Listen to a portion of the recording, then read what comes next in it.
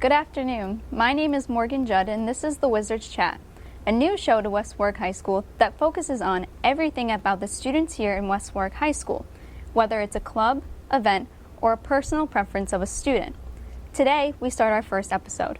But before we jump into the students, I decided to talk to someone I think all the students here should know about, Miss Buena. Hello, how are you doing today? Hi, Morgan. Thank you. I'm doing well. That's good to hear. I'm good myself. So, can you explain your new position here at West Warwick High School for the students? Yes, so I'm new to Warwick High School this year. I'm the new student assistant counselor, and I'm only here 2 days a week. But my role is really to be an extra support for students, and that can mean talking about whatever's on their mind, whatever's stressing them, really an extra set of hands to help students while they're learning, but it's not strictly academic. I mean, if you're struggling with other things in your life, I'm here to give you that extra support. I would engage in like individual counseling sessions and also group counseling sessions. We'll form the groups throughout the year. I'm also going into the classrooms to do some prevention presentations and just overall trying to be an extra set of hands here at the high school. That's good to hear. So your job kind of seems similar to a guidance counselor. Would you say it's the same process that you would if you went to see a guidance counselor, or a whole different experience for students? I think a whole different experience. Again, guidance counselors are also a support to the students, but mostly academic. And I have the luxury of not having to do that academic piece. So it'll be literally anything that might be going on for that student. It is brief counseling, so I don't do treatment, or it's not going to be long amount of hours that we meet, but just checking in if there's a crisis or if there's anything that the student is dealing with. I can definitely take the time to do that. So in that sense, it's very different from a guidance counselor who's more talking about the academic issues and the scheduling and things like that. So. Interesting. So let me ask you this. If a student is dealing with a problem such as severe bullying and they're afraid to, tell their parents, because some students don't feel comfortable expressing everything to their parents, right. Would you consider them to go to you, and do you think it'd be easier for them to talk to you rather than a parent? I would hope so, that they will feel it's easier.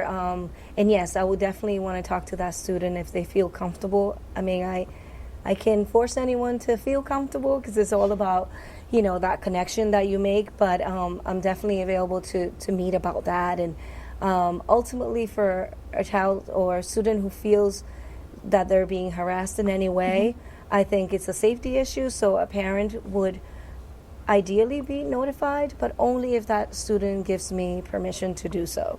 And so I really take the lead in terms of the student takes the lead in terms of what I should bring to parents. Our sessions are confidential. There are a couple of exceptions, and it's if, as a counselor, I feel that that student is in some kind of danger, or there's a safety concern with them. If someone's hurting them or they're hurting themselves, I will have to get parents involved and an administrator as well. But everything else that we talk about is confidential because it's for that student to be able to process whatever experience they're going through.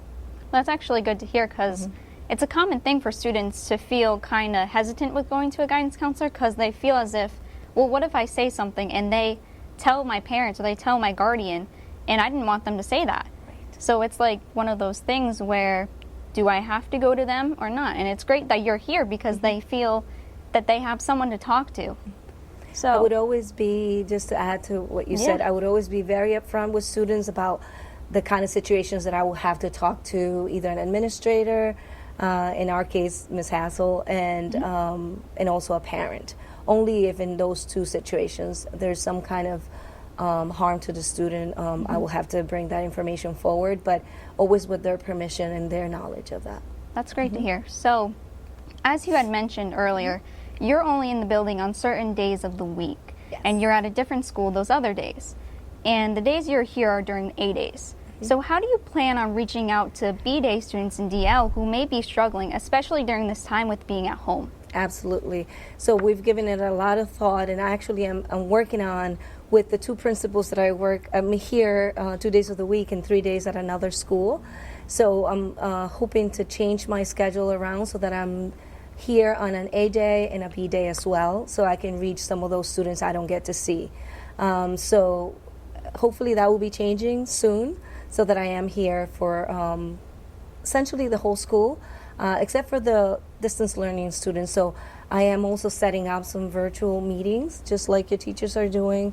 I am new to the technology, so I'm trying to figure it out, and I'm having some folks help me with that. So I will be setting up some Google Meets so that I can do virtual meetings as well, so that hopefully be able to reach some of those distance learning students that are not in the building at all.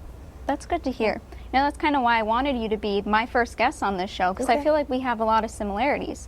You're here helping students who, you know, they feel like they might not have a voice and they need someone to talk to.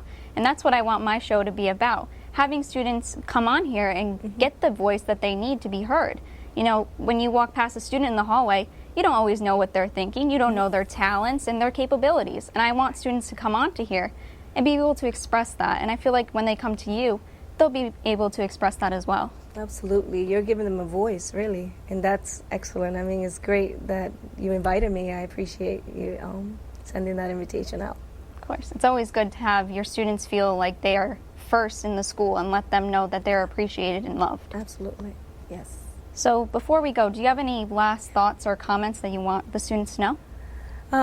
Just that I'm available. There will be some information on the school website as to how to reach out to me as a resource, and I don't have anything more tangible except for my email address, but that will be posted in the school website as well.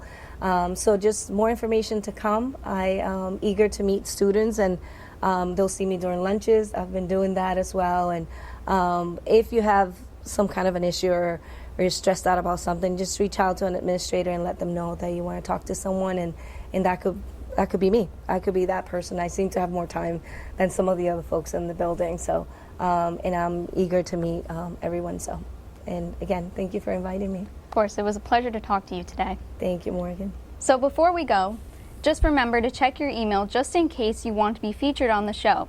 The survey to sign up for the show is also on your Google Classroom. So remember just to sign up and then send the form in.